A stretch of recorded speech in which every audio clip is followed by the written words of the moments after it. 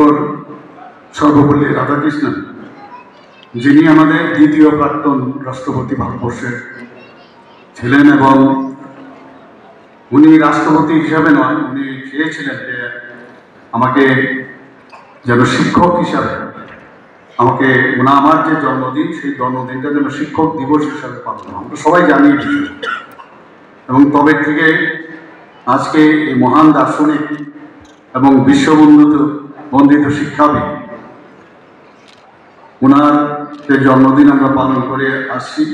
আজকে ৬৪তম জাতীয় শিক্ষক দিবস, এবং সেই উপলক্ষে আমি আমার অন্তরের গভীর শ্রদ্ধা ওনার প্রতি জ্ঞাপন করছি।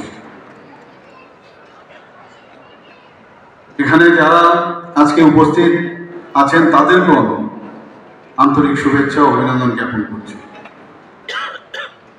আমরা যার আজকে এখানে জন্মদিন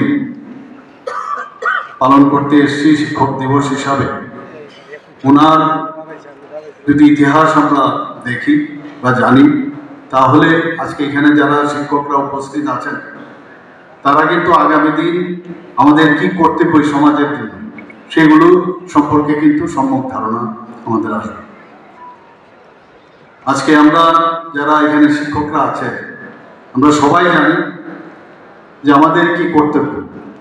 শিক্ষক হিসাবে যদি আমরা দায়িত্ব না নিতাম, এটা কিন্তু এরকম না যে শিক্ষক হিসাবে আপনি নিজেকে রোজগারের জন্য বা পয়সার বিনিময়ে আপনি শিক্ষকতায় চলে এসেছেন। এটা একটা অন্তরের কিন্তু একটা বিশেষ একটা টান আছে, যে কারণে শিক্ষকতাকে প্রফেশন হিসাবে আপনারা নিয়েছেন।